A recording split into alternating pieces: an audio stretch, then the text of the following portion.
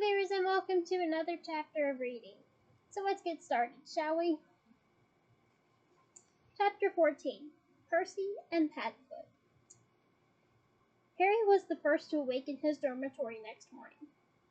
He lay for a moment watching dust swirl and the chink of sunlight falling through the gap in his four-poster's hangings, and savored the thought that it was Saturday. I think we've all been there. But alas, today is Thursday. The first week of term seemed to have dragged on forever, like one gigantic history of magic lesson. Again, I think we've all been there.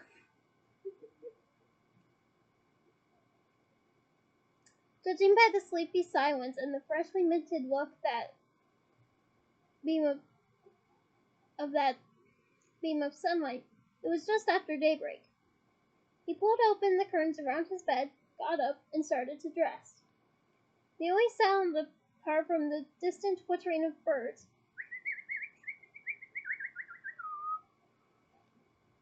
was the slow, deep breathing of his fellow Gryffindors.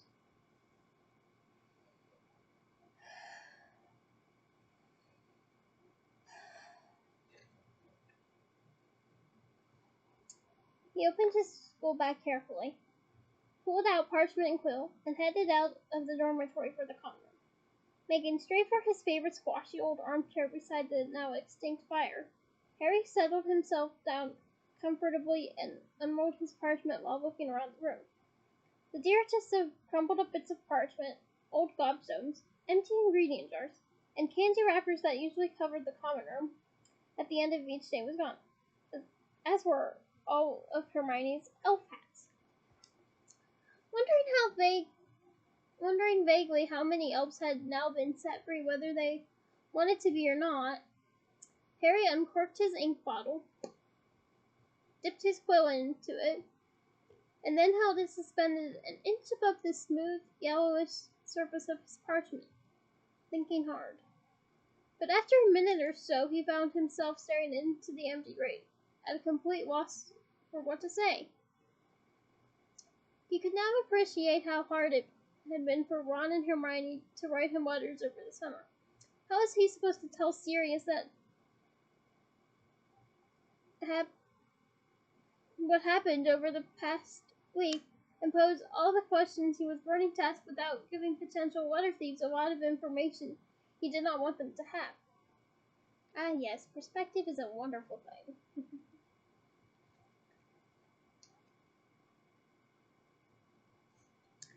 He sat quite motionless for a while, gazing into the fireplace. Then, finally coming to a decision, he dipped his quill into the ink bottle once more and set it resolutely on the parchment. Dear Snuffles, hope you're okay. The first week back here has been terrible. I'm really glad it's the weekend.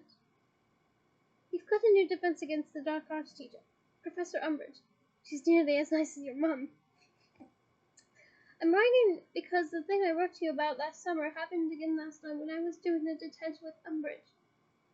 We're all missing our biggest friend. We hope he'll be back soon. Please write back quickly. Best, Harry. Harry reread this letter several times, trying to see it from the point of view of an outsider. He could not see how they would know what he was talking about, or who he was talking to, just from reading this letter. That's not an actually good thing to do, Harry. Try to see it from another point of view. And it also adds to that perspective I talked about earlier. He did hope Sirius would pick up the hint about Hagrid and tell him when he might be back. Harry did not want to ask directly in case it drew too much attention to what Hagrid might be up to while he was not at Hogwarts. Considering it was a very short letter, it had taken a long time to write. Sunlight crept halfway across the room while he had been working on it, and he could now hear distant sounds of movement from the dormitories above. Sealing the parchment carefully, he climbed through the portrait hole and headed off for the I would not go that way if I were you, said Nearly Headless Nick, drifting discontentedly through a wall just ahead of him as he walked down the passage. Peeves is planning an amusing joke on the next person to pass the bust of Parsalis halfway down the corridor. Does this involve Parsalis falling on top of the person's head? Asked Harry. It does, said Nearly Headless Nick in a bored voice. Subtlety has never been Peeves' strong point. I'm off to try and find the Bloody Baron. He might be able to put a stop to it. See you, Harry. Yeah, bye, said Harry, and instead of turning right, he turned left, taking a longer but safer route up the Hourly. His spirits rose as he walked past window after window, showing brilliantly blue sky. He had been training later. He would be back on the Quidditch quiz at last. Something brushed his ankles. He looked down and saw the caretaker's skeletal gray cat, Mrs. Norris, slinking past him. She turned lamp-like yellow eyes upon him for a moment before disappearing behind a statue of little Fred the Wistful. I'm not doing anything wrong, Harry called after her. She had the unmistakable air of a cat that was off to report to her boss, yet Harry could not see why. He was perfectly entitled to walk up the Owlery on a Sunday morning. The sun was high in the sky now, and when Harry entered the Owlery, the glass windows dazzled his eyes. The silvery beams of sunlight crisscrossed the circular room in which hundreds of owls nestled on rafters, a little restless in the early morning flight. Some clearly just returned from hunting. The straw-covered floor crunched a little as he stepped across tiny animal bones, craning his neck for a sight of Hedwig. There you are, he said, spotting her somewhere near the very top of the vaulted ceiling. Get down here. I've got a letter for you. With a low hoot, hoot, she stretched her great white wings and soared down onto his shoulder. Right, I know this says Snuffles on the outside, he told her, giving her the letter to clasp in her beak, and without knowing exactly why, whispering, but it's for Sirius, okay? She blinked her amber eyes once, and he took that to mean that she understood. Safe flight, then, said Harry, and he carried her to one of the windows. With a moment's pressure on his arm, Hedwig took off into the blindingly bright sky. He watched her until she became a tiny black speck and vanished, then switched his gaze to Hagrid's hut, clearly visible from this window, and just as clearly uninhabited. The chimney smokeless, the curtains drawn. The treetops of the Forbidden Forest swayed in a light breeze. Harry watched them, savoring the fresh air on his face, thinking about Quidditch later. And then he saw it, a great reptilian-winged horse, just like the ones pulling the Hogwarts carriages, with a leathery black wings spread wide like pterodactyls, rose up out of the trees like a grotesque giant bird. It soared in a great circle and plunged once more into the trees. The thing happened so quickly that Harry could hardly believe what he had seen, except that his heart was hammering madly. The Owlery door opened behind him. He leapt in shock, turning quickly, saw Cho Chang holding a letter and parcel in her hands.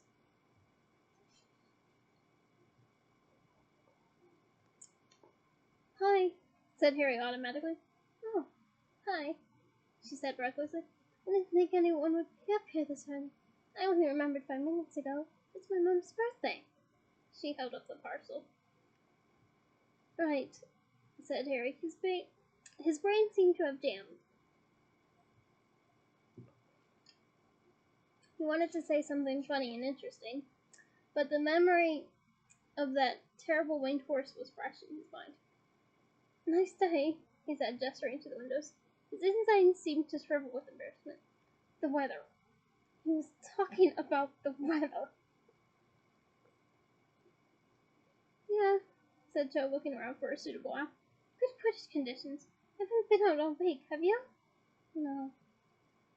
Jo had selected one of the school barn owls. She coaxed it down onto her arm where it held out an obliging leg so that she could attach the parcel. Hey, has Gryffindor got a new keeper yet? She asked. Yeah, said Harry. It's my friend Ron Weasley. Do you know him? The tornado hater, said Jo rather coolly. Is he any good? Yeah, said Harry. I think so. I didn't see his tryout, though. I was in detention. Jo looked up, the parcel only half attached to the owl's legs.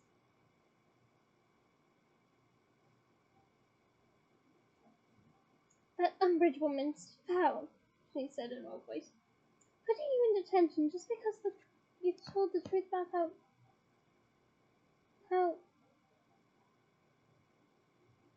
he died. Everyone heard about it. It was all over the school. You were really brave standing up to her like that. Harry's insides reflated so rapidly he felt as though he might actually float a few inches off the dropping stone floor. Who cared about a stupid flying horse? Jo thought he had been really brave. Well, I think you're brave too, Harry. Just so you know. For a moment he considered accidentally on purpose showing her his cut hand as he helped her tie her parcel onto her owl. But the very instant that this thrilling thought occurred, the owlery door opened again.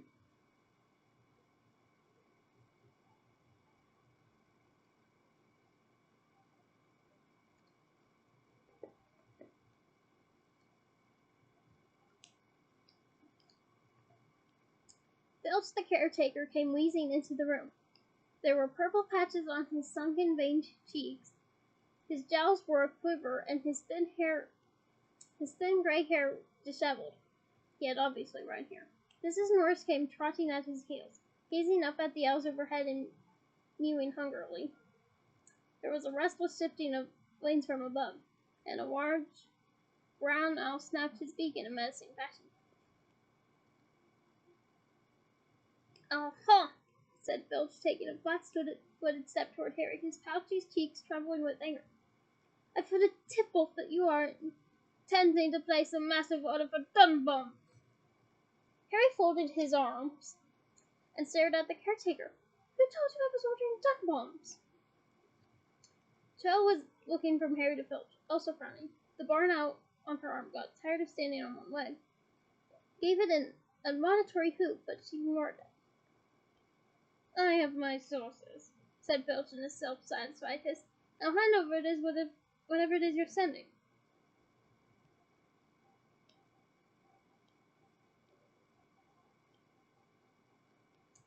Feeling immensely thankful that he had not dawdled in posting off the letter, Harry said, "I can't. Tom." "Gone?" said Filch, his face contorting with rage. "Gone," said Harry firmly.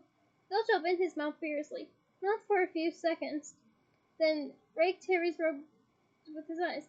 "How do I know you haven't got it in your pocket?" "Because I saw him send it," said Jo angrily. Filch rounded on her. "You saw him?" "That's right, I saw him," she said fiercely. There was a moment's pause in which Filch glared at Jo, and Jo glared right back. Then the caretaker turned and shuffled back toward the door. He stopped with his hand on the handle and looked back at Harry. "I get so much of a whiff of a Dunbomb."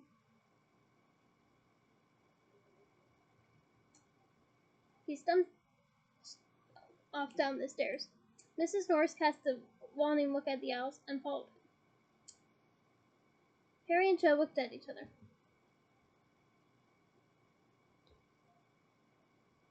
"Thanks," Harry said. "No problem," said Jo, finally fixing the parcel to the barn owl's other leg, her face slightly pink. "You weren't ordering Dunbombs, were you?" "No," said Harry.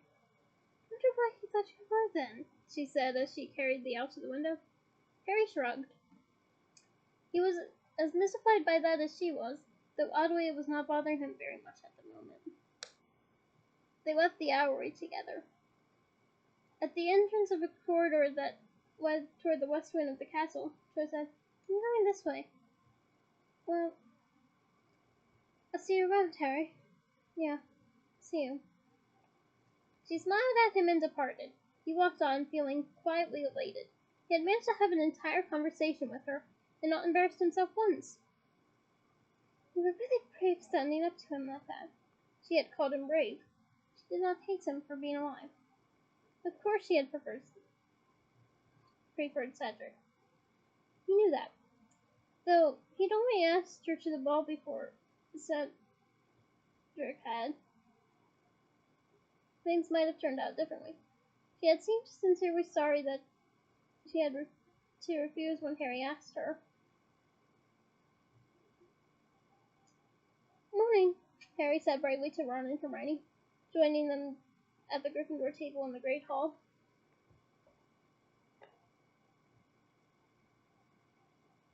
What are you looking so pleased about? Said Ron, eyeing Harry in surprise. Quidditch later, said Harry happily, pulling a large platter of bacon and eggs toward him. Oh, yeah, said Ron. He put down the bit of toast he was eating and took a large swig of pumpkin juice. Then he said, Listen, you don't fancy going out a bit earlier with me, do you? Just to, give me some practice before training? So I can, get my eye in a bit?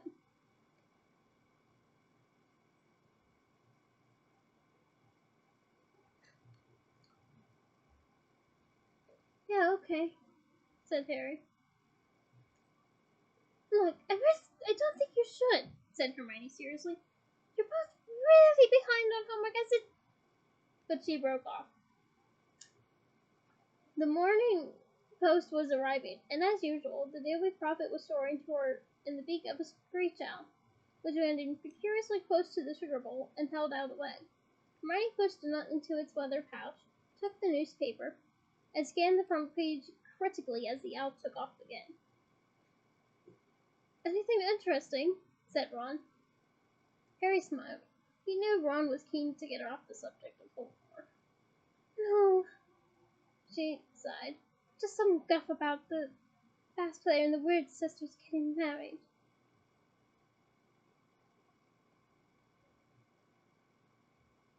She opened the paper and disappeared behind it. Harry devoted himself to another helping of eggs and bacon. I mean, I like eggs and bacon too, so who wouldn't? Kind of wonder what type of eggs they are, though. I like scrambled. What about you? Ron was staring up at the high windows, looking slightly preoccupied. Wait a moment, said Hermione suddenly. Oh no, Sirius! What happened? Said Harry, and he snatched the paper so violently that it ripped down the middle, so that he and Hermione were holding half each. The Ministry of Magic has received a tip-off from a reliable source that Sirius Black, notorious mass murder, blah blah blah. Okay, Hermione going blah blah blah is pretty funny. Moving forth. Is currently hiding in London. Hermione read from her hat in an English whisper. If she's Malfoy, I'll bet anything, said Harry in a low, furious voice. He did recognize Sirius on the platform. Oh, whoops. He did recognize Sirius on the platform. What? Said Ron, looking alarmed. You didn't say. Shh, said the other two. Ministry warns wizarding community that Black is very dangerous. Killed 13 people, broke out of Azkaban. The usual rubbish, Hermione concluded, laying down her half of the paper and looking fearfully at Harry and Ron. Well, he just won't be able to leave the house again, that's all, she whispered. Dumbledore did warn him not to.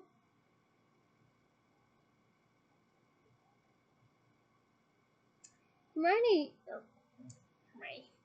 sorry, wrong name. Harry looked down glumly at the bit of property he had torn off. Most of the page was devoted to an advertisement for Madame Malkin's robes for all occasions, which apparently was having a sale. "Hey," he said, flattening it down so Hermione and Ron could both see it. "Look at this! I've got all the robes I want," said Ron. "No," said Harry. "Look, this little piece here." Hermione bent closer to read it. The item was barely an inch long and placed right at the bottom of the column. It was headlined, "Trespass at the Ministry." Sturgis Podmore, 38 of number 2 West Forum Gardens, Clapham, has appeared in front of the Wisdom and got charged with trespass and attempted robbery at the Ministry of Magic on the 31st of August. Podmore was arrested by the Ministry of Magic wizard Eric Munch,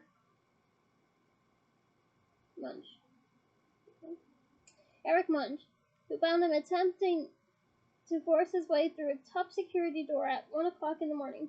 Podmore, who refused to speak in his own defense, was convicted on both charges and sentenced to 6 months in Azkaban. "Sturgis Podmore," said Ron slowly. "But he's that bloke who looks like his head's been dodged, isn't he? He's one of the... Oh, Ron! Shh!" said Hermione, casting a terrified look around them. "6 months in Azkaban," whispered Harry, shocked. "Just for trying to get through a door."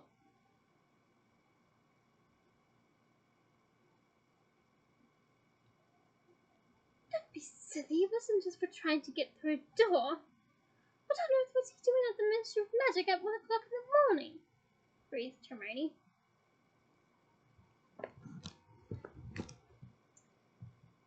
"Do you reckon he was doing something for the Order?" Ron muttered. "Wait a moment," said Harry slowly. "Sturgis was supposed to come and see us off, remember?" The other two looked at him.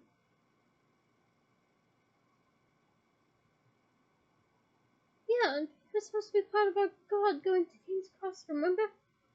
And Moody was all annoyed because he didn't turn up, so that doesn't seem like he was supposed to be on a job for them, does it?" "Well, maybe they didn't expect him to get caught," said Hermione. "It could be a frame-up," Ron exclaimed excitedly. "No, listen," he went on, dropping his voice dramatically at the threatening look on Hermione's face. "The Ministry suspects he's one of Dumbledore's lot, so, I don't know. They lured him into the Ministry, and he wasn't trying to get through a door at all. Maybe they've just made something up to get him." There was a pause while Harry and Hermione considered this. Harry thought it seemed far-fetched. Hermione, on the other hand, looked rather impressed and said, "Do you know, I wouldn't be all that surprised if that were true." She folded up her half of the newspaper thoughtfully. When Harry laid down his knife and fork, she seemed to come out of a reverie.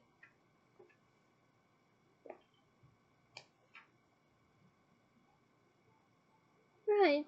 Well, I think we should tackle that essay for Sprout on self-fertilizing shrubs first. And if we're lucky, we'll be able to start McGonagall's Anatomus Conjuris before lunch." Harry felt a small twinge of guilt at the thought of the pile of homework awaiting him upstairs. But the sky was a clear, exhilarating blue, and he had not been on his firebolt all week. "I mean, we can do it tonight,"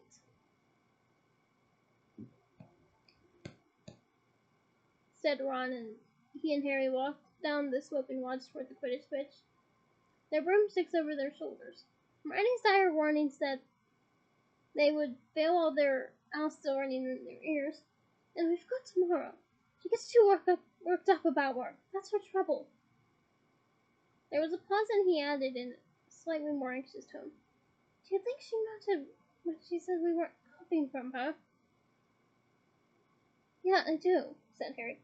"Still, this is important too. We've got to practice if we want to stay on the Quidditch team." "Yeah, that's right," said Ron in a hardened tone. "And we have got plenty of time to do it all." Harry glanced over to his right as they approached the Quidditch pitch, to where the trees of the Forbidden Forest were swaying darkly. Nothing flew out of them. The sky was empty but for a distant owls fluttering around the Owlery Tower. He had enough to worry about. The flying horse wasn't doing him any harm. He pushed it out of his mind. They collected balls from the cupboard in the changing room and set to work. Ron guarded the 3 goal posts, Harry playing chaser and trying to get the quaffle past Ron. Harry thought Ron was pretty good. He blocked 3/4 of the goals Harry attempted past him, and played better the longer they practiced. After a couple of hours, they returned to the school, where they ate lunch, during which Hermione made it quite clear that she thought they were irresponsible, then returned to the Quidditch pitch for the real training session. All of their teammates but Angelina were already in the changing room when they entered. "All right, Ron," said George, winking at him. "Yeah," said Ron, who had become quieter and quieter all the way down to the pitch. "Ready to show us all up, Eagle Prefect," said Ron, emerging tousled-haired from the neck of his Quidditch robes, a slightly malicious grin on his lips. "Shut up," said Ron's stony face, pulling on his own team robes for the first time. They fitted him well, considering they had been Oliver Wood, who was broader in the shoulder. "Okay, everyone," said Angelina, entering from the captain's office, already changed. "Let's get to it. Alicia and Fred, if you can just bring the ball crate out for us. Oh, and there are a couple of people out there watching, but I just want you to ignore them, all right?"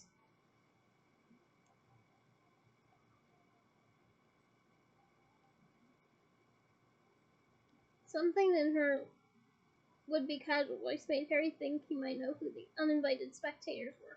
And sure enough, when they left the changing room for the bright sunlight of the pitch, it was to a storm of catcalls and jeers from the Slytherin Quidditch team, and assorted hangers-on who were grouped halfway up the empty stands and whose voices echoed loudly around the stadium. "What's that Weasley's riding?"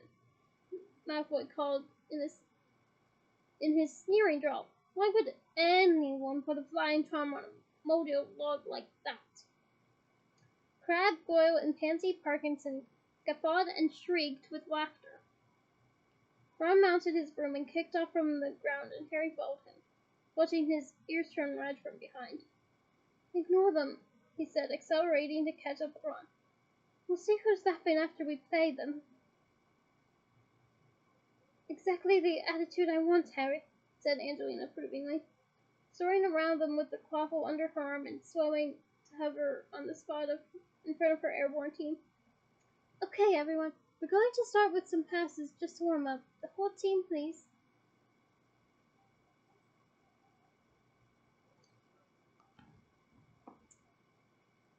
Hey, Johnson! What's with that hairstyle anyway?" shrieked Pansy Parkinson from below. "Why would anyone want to look like they've got worms coming out of their head?" Angelina swept her long braided hair out of her face and said calmly, "Spread out then, and let's see what we can do." Harry reversed away from the others to the far side of the pitch. Ron fell back toward the opposite goal. Angelina raised the quaffle with one hand and threw it hard to Fred, who passed to George, who passed to Harry, who passed to Ron, who dropped it. The Slytherins, led by Malfoy, roared and screamed with laughter. Ron, who had pelted toward the ground to catch the quaffle before it landed, pulled out of the dive untidily so that he slipped sideways on his broom and returned to plane height, blushing. Harry saw Fred and George exchange looks, but uncharacteristically neither of them said anything, for which he was grateful. "Pass it on, Ron," called Angelina as though nothing had happened. Ron threw the quaffle to Alicia, who passed back to Harry, who passed to George. "Hey, Potter, how's your scar feeling?" called Malfoy. "Sure you don't need to lie now. It must be, a whole week since you were in the hospital, and that's a record for you, isn't it?" Fred passed Angelina. She reversed past to Harry, who had not been expecting it, but caught it in the very tips of his fingers and passed it quickly to Ron, who lunged for it and missed by inches. "Come on now, Ron," said Angelina crossly as Ron dived toward the ground again, chasing the quaffle. "Pay attention." It would have been hard to say whether Ron's face or the quaffle was a deeper scar when he returned again to playing night. Malfoy and the rest of the Slytherin team were howling with laughter. On his third attempt, Ron caught the quaffle, perhaps out of relief. He passed it on so enthusiastically that it soared straight through Katie's outstretched hands and hit her hard in the face. "Sorry," Ron groaned, zooming forward to see whether he had done any damage. "I would do the same thing, really." "Get back in position. She's fine," barked Angelina. "But as you're passing to a teammate, do not try to knock her off her broom. Won't you? We've got pledges for that."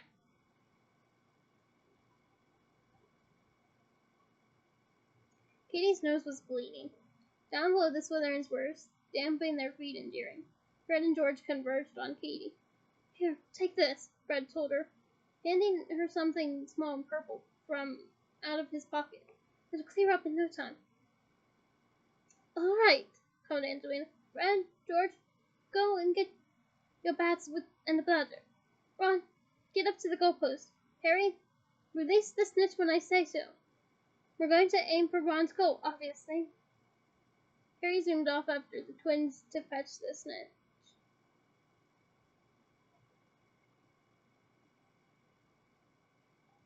"Ron's making a right pig zero things, isn't he?" muttered George as the three of them landed at the crate containing the balls and opened it to extract one of the buzzers and the snitch. "He's just nervous," said Harry. "He was fine when I was practicing with him this morning." "Yeah, well, I hope he hasn't peaked too soon," said Fred gloomily. They returned to the air. When Angelina blew her whistle, Harry released the snitch and Fred and George let the buzzer fly. From that moment on, Harry was barely aware of what the others were doing. It was his job to recapture the tiny, fluttering golden ball that was worth 150 points to the Seeker's team, and doing so required enormous speed and skill. He accelerated, rolling and swerving in and out of the chasers, the warm autumn air whipping his face and the distant yells of the Slytherins so much meaningless roaring in his ears. But too soon the whistle brought him to a halt again. "Stop! Stop! Stop!" screamed Angelina. "Ron, you're not covering your middle post!"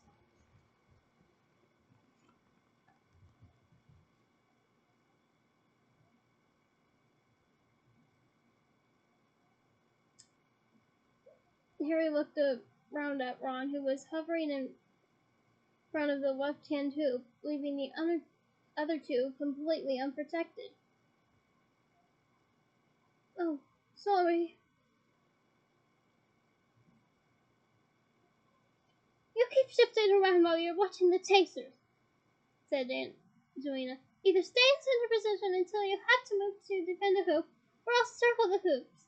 But don't drift vaguely off to one side. That's how you let in the last 3 goals." "Sorry," Ron repeated, his red face shining like a beacon against the bright blue sky. "And Katie, can't you do something about that nosebleed? It's just getting worse," said Katie thickly, attempting to stem off the flow with her sleeve. Harry glanced around at Fred, who was looking anxious and checking his pockets. He saw Fred pull out something purple, examine it for a second, then look around at Katie, evidently horror-struck. "Oh, no." "Well, let's try again," said Angelina. She was ignoring the Slytherins, who now set up a chant of "Gryffindor are losers, Gryffindor are losers." "Hey! I'm a Gryffindor. I take offense to that." But there was a certain rigidity about her seat on the broom nevertheless. This time they had been flying off for barely 3 minutes when Angelina's whistle sounded.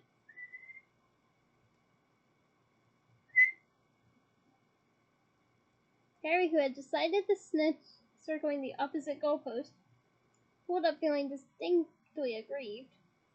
"Well, no," he said impetuously to Alicia, who was nearest. "Katie," she said shortly. Harry turned and saw Angelina, Fred, and George all flying as fast as they could toward Katie. Harry and Alicia sped toward her, too. It was plain white that Angelina had stopped training just in time. Katie was now chalk white and covered in blood. "Ugh, I'd hate that's happened to me." "She needs the hospital wing," said Angelina. "We'll take her," said Fred. "She, might have swallowed a blood blister pod by mistake." "Well, there's no point in continuing with no features and a taster gone," said Angelina glumly, as Fred and George zoomed off toward the castle, supporting Katie between them. "Come on, let's go and get changed." The Slytherins continued to chant as they trailed back into the changing rooms. "How was practice?" Hermione asked him rather coolly half an hour later, as Ron and Harry climbed through the portrait hole into the Gryffindor common room. "It was," Harry began, "completely lousy," said Ron in a hollow voice, sinking into a chair beside Hermione. She looked up at Ron and her frostiness seemed to melt. "Aw, she does care!" "But it was only our first one," she said consolingly. "It's bound to take time to—" "You said it was me that made it lousy," snapped Ron. "No one," said Hermione, looking taken aback. "I thought you thought it was bound to be rubbish." "But no, of course I didn't. Look, you said it was lousy, so I'm going to get started on some homework," said Ron angrily, and stomped off to the staircase to the boys' dormitories and vanished from sight. Hermione turned to Harry. "Was he lousy?" "No," said Harry loyally. Hermione raised her eyebrows. "Close as I can get." "No, I suppose he could have played better," Harry muttered. "But it was only the first training session, like you said." Neither Harry nor Ron seemed to make much headway with their homework that night. Harry knew Ron was too preoccupied with how badly he had performed at Quidditch practice, and he himself was having difficulty getting the chant of Gryffindor are losers out of his head. They spent the whole Sunday in the common room, buried in their books. Okay, I'm buried in my book.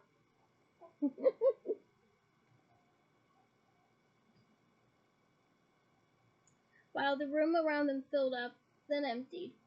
It was another clear, fine day, and most of their fellow Gryffindors spent the day out in the grounds, enjoying what might well be some of the last sunshine that year. By the evening, Harry felt as though somebody had been beating his brain against. Okay. So by the evening, Harry felt as though somebody had been beating his brain against the inside of his skull. "You know, we should try and get more homework done during the week," Harry muttered to Ron as they finally laid aside Professor McGonagall's long essay on the Inimitous Conjurer's spell and turned miserably to Professor Cintra's equally long and difficult essay about Jupiter's moons. "I would have no problem doing that. Let's see. There's Europa, there's Io, there's Ganymede. Sorry, I know my astronomy, okay?" Moving forth. "Yeah," said Ron, rubbing slightly bloodshot eyes and throwing his fifth spoiled bit of parchment into the fire beside them. "Listen, should we just ask Hermione if we can have a look at what she's done?" Harry glanced over at her. She was sitting with a Crookshanks on her lap, chatting merrily to Ginny, as a pair of knitting needles splashed in midair in front of her. No one had seen a pair of shapeless elf socks. No, he said heavily. You know she won't let us.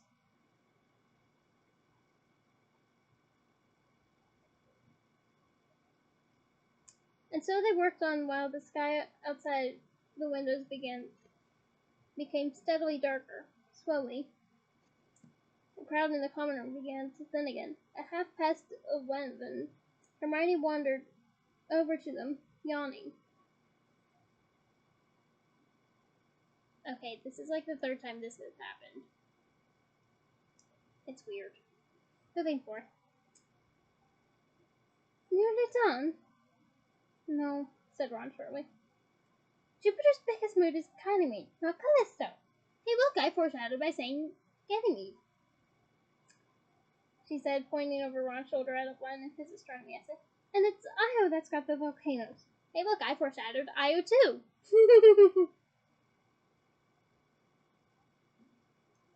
Thanks, snarled Ron, scratching out the offending sentences. Sorry, only... Yeah, well, if you just come over here to criticize... Ron, I haven't got time to listen to a sermon, alright, Hermione? I'm up to my neck in it. I'm up to my neck in it here.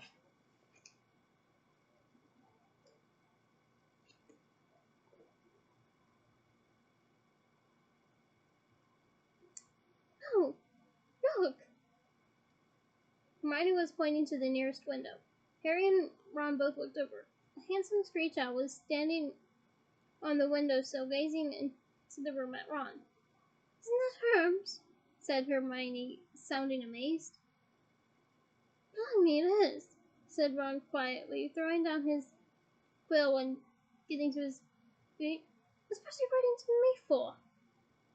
He crossed the window and opened it. Hermes flew inside, landed upon Ron's essay, and held out a bag to which a letter was attached. Ron took it off, and the owl departed at once, leaving inky footprints across Ron's drawing of the moon Io.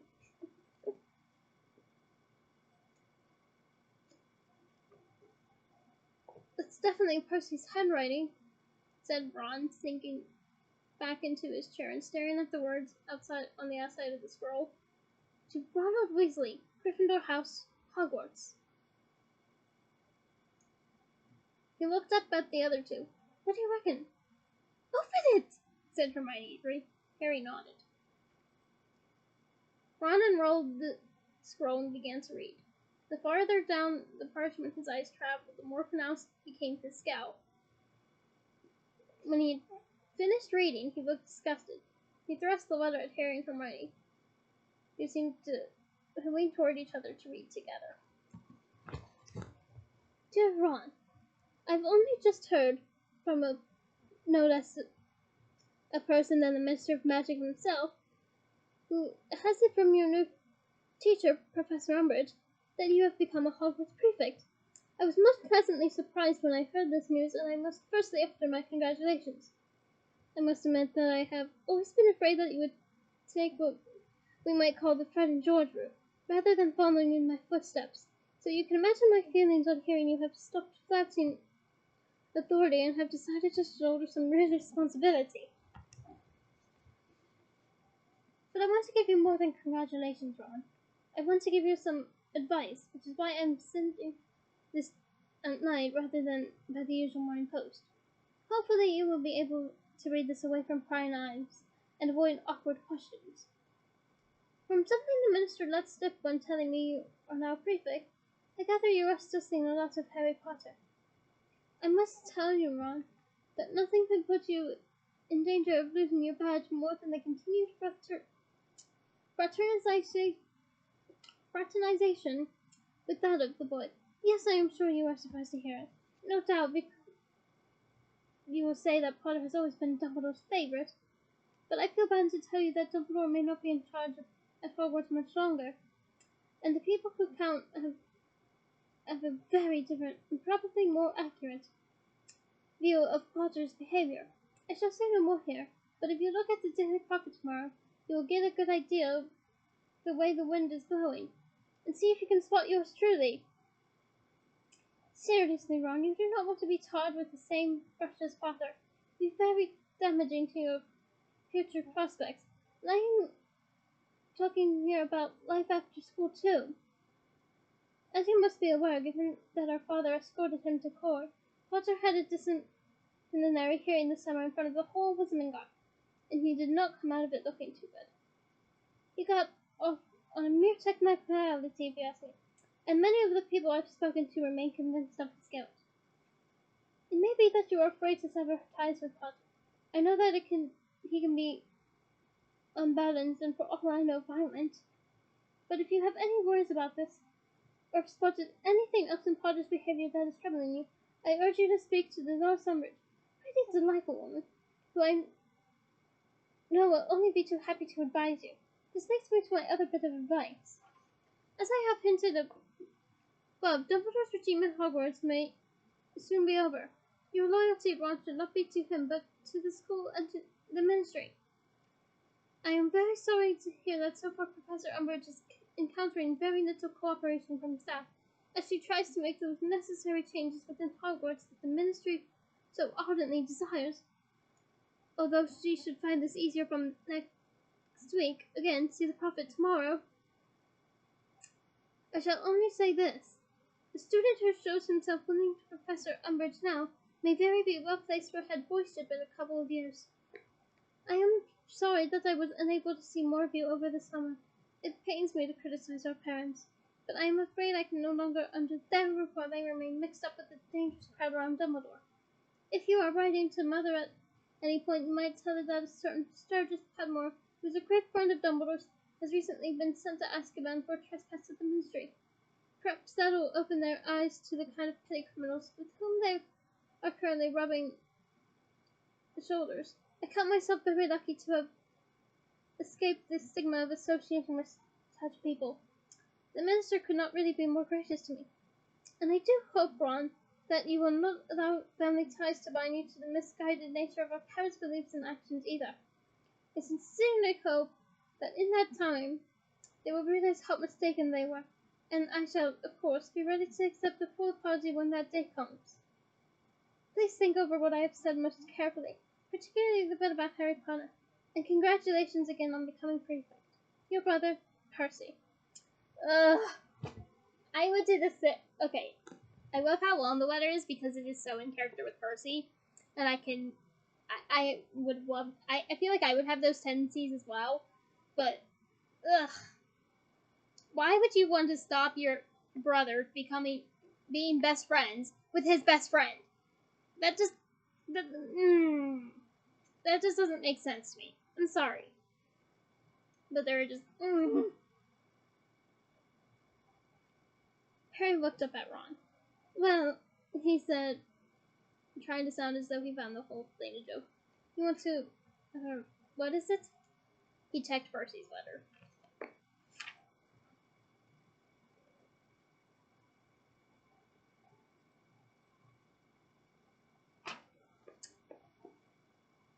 Oh yeah, sever ties with me. I swear I won't get violent. Give it back, said Ron, holding out his hand. He is, Ron said jerkily, tearing Percy's letters in half. The words, he tore it into quarters. Biggest, he tore it into eighths. Get! He threw the pieces into the fire. Come on, you've got to get this finished sometime before dawn, he said briskly to Harry, pulling Professor Cinder's essay back toward him. Hermione was looking at Ron with an odd expression on her face. Oh, give them here, she said abruptly. Hunt, said Ron. Give them to me. I'll look through them and correct them, she said. Are you serious? Hermione, you're a lifesaver, said Ron. Look at what you can say. We promise we'll never leave our homework this late again, she said, holding out both hands for their essays, but she looked slightly amused all the same.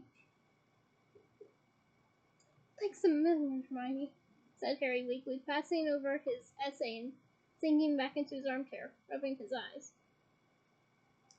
It was now past midnight in the common room was deserted but for the three of them and Crookshanks.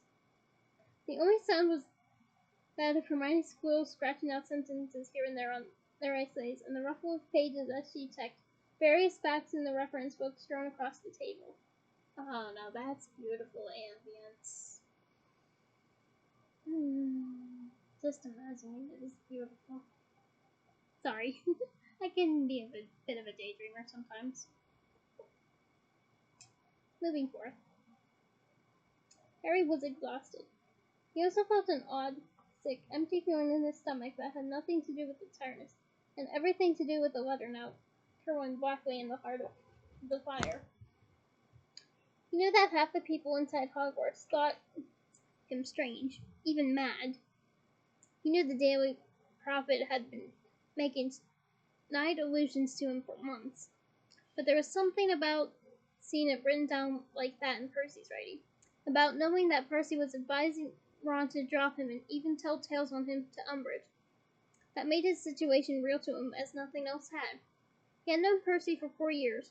He had stayed in his house during the summers, shared a tent with him during the Quidditch World Cup, had been awarded full marks by him in the second task of the Triwizard Tournament last year. Yet now, Percy thought him unbalanced and possibly violent.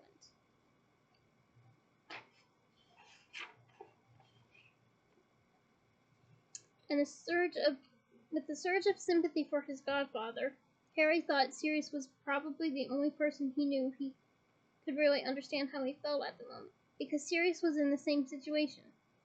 Nearly everyone in the Wizarding world thought Sirius a dangerous murderer and a great Voldemort supporter, and he had to live with that knowledge for 14 years.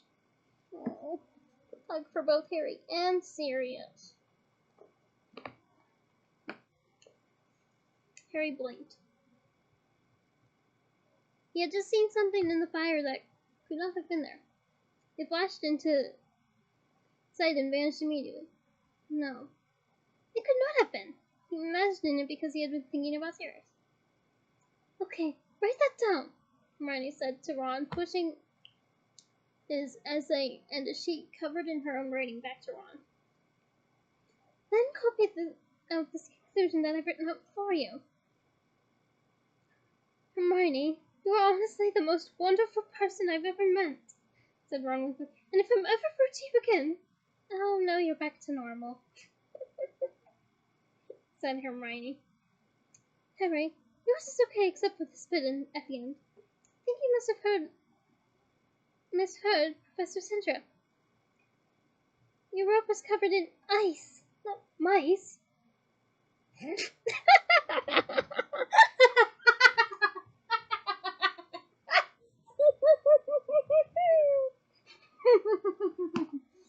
Ah, yes. We all know your rope is covered in mice.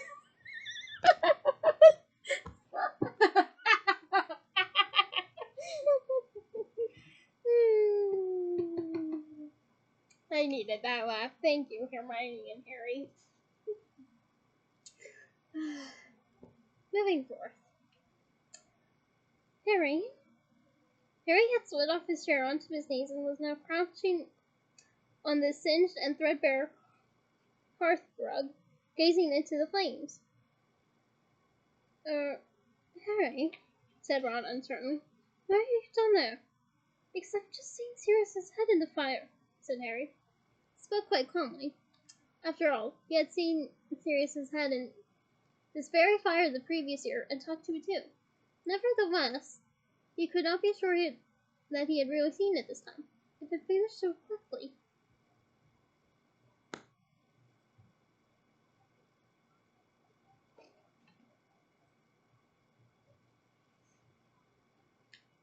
Sirius's head? Hermione repeated. You mean like when he wanted to talk to you during the Triwizard Tournament? But he wouldn't do that now. It would be too serious. She gasped, gazing at the fire. Ron dropped his quill. Okay, not a quill, but the bookmark, but make do.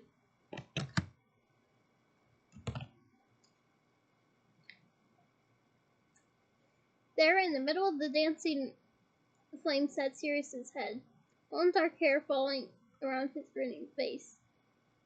I was starting to think you'd go to bed before everyone else had disappeared, he said. I've been checking every hour.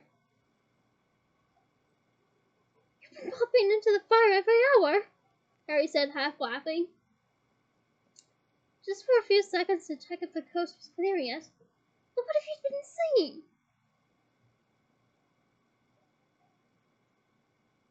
Said Hermione anxiously. Well, I think a girl, first year by the look of her, might have got a glimpse of me earlier, but don't worry, Hermione said hastily as Hermione clapped a hand to her mouth.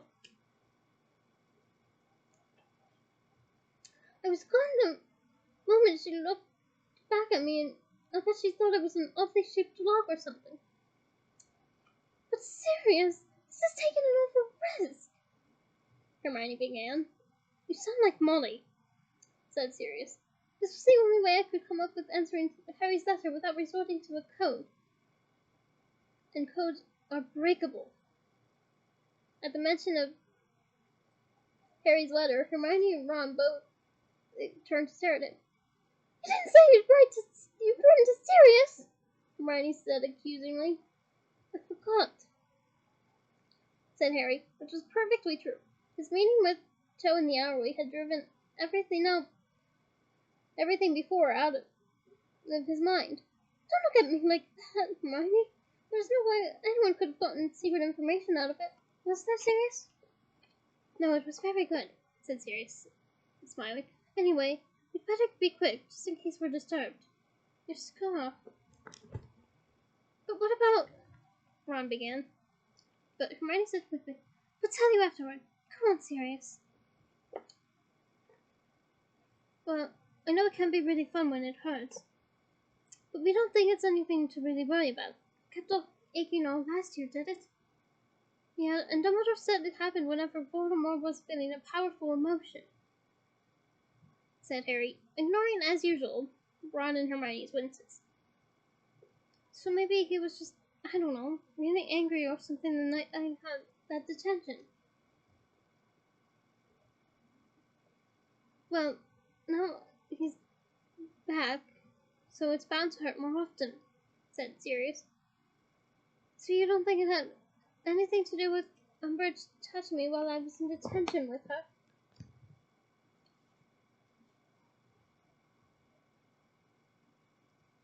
Harry asked. I doubt it, said Sirius. I know her by reputation, and I'm sure she's no Death Eater. She may not be a Death Eater, but she's definitely one clad in pink. She's proud enough to be one, said Harry darkly, and Ron and She's proud enough to be one, said Harry darkly, leading both Ron and Hermione to nod vigorously in agreement.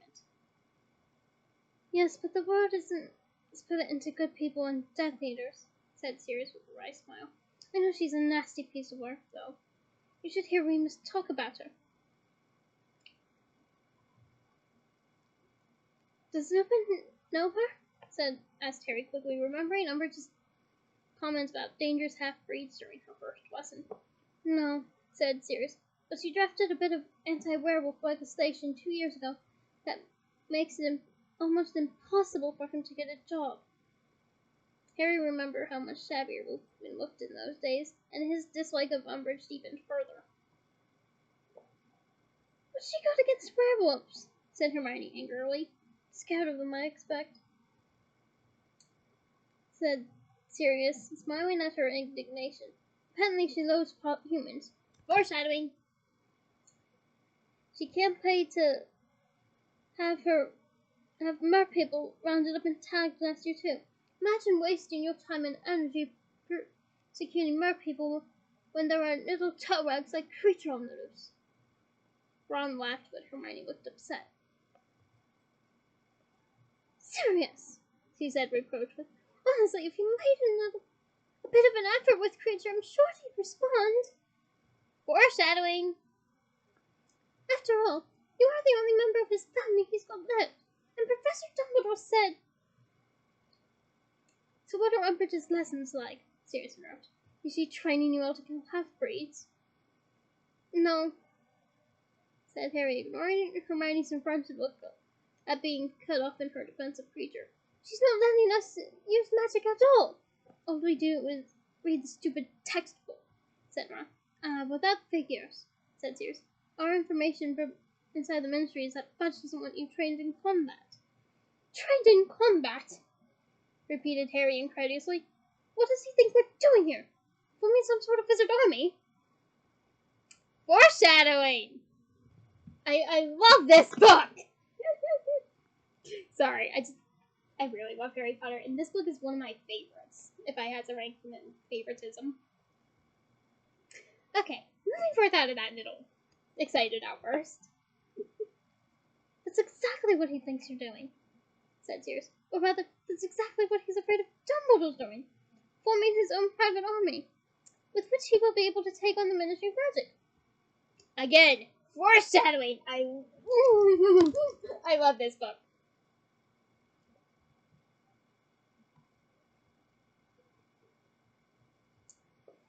There was a pause at this, and then Ron said, "That's the stupidest thing I've ever heard, including all the stuff that Luna Lovegood comes out with." Hey, Luna's a really good character. Don't smack talk her.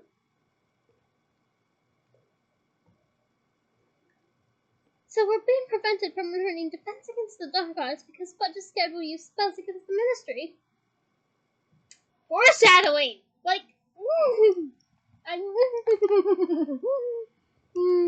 I love this book.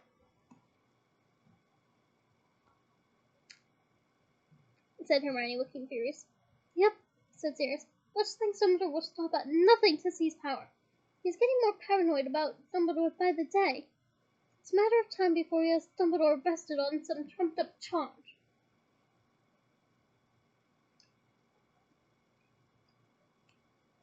This reminded Harry of Percy's letter. Do you know if there's going to be anything about Dumbledore and the Daily Prophet tomorrow? Only Ron's brother Percy reckons there will be. I don't know, said Sirius. I haven't seen anyone from the Order all weekend. They're all busy. It's just been Creature and I here. There was a definite note of bitterness in Sirius's voice. So any news about Hagrid either? Said Sirius. Well, he was supposed to be back by now. No one's sure what happened to him. Then seeing their stricken faces, he added quickly, but Dumbledore's not worried. So you three don't get yourselves in a state. I'm sure Hagrid's fine. But if he was supposed to be back by now, said Hermione in a small worried voice. Madame Maxime was with him. We've been in touch with her, and she says they got separated on the journey home. But there's nothing to suggest he's hurt, or... well, nothing to suggest he's not perfectly okay. Unconvinced, Harry, Ron, and Hermione exchanged worried looks. Listen, don't go asking too many questions about Hagrid, said Sirius hastily. It'll just draw more attention to the fact that he's not back, and I know Dumbledore doesn't want that. Hagrid's tough. He'll be okay. And when they did not appear cheered by this, Sirius added, When's your next Hogsmeade weekend anyway? I was thinking we got away with it just the dog disguise at the station, didn't we? I thought I could... No! Said Harry and Hermione together very loudly. Sirius, didn't you see the Daily Prophet? Said Hermione anxiously. Oh, that, said Sirius grinning. They're always guessing where I am. They haven't really got a clue. Yeah, but we think this time they have, said Harry. Something Malfoy said on the train made us think he knew it was you. And his father was on that platform, Sirius. You know, Lucius Malfoy. So don't come up here, whatever you do. If Malfoy recognizes you again... All right, I've got the point, said Sirius. He looked most displeased. Just an idea. Thought you'd like to get together. I would. I just don't want you tucked back in Azkaban, said Harry.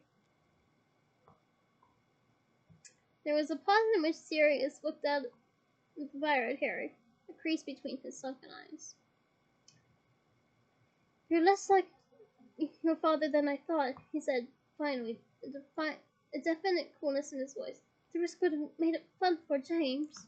Well, he's also Lily's son too, Sirius.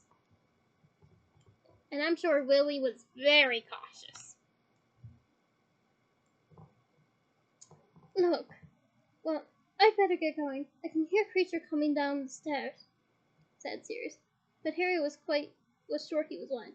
I'll write to tell you a time I can make it back into the fire then, shall I? If you can stand to risk it. There was a tiny pop, and the place where Sirius's head had been flickering flame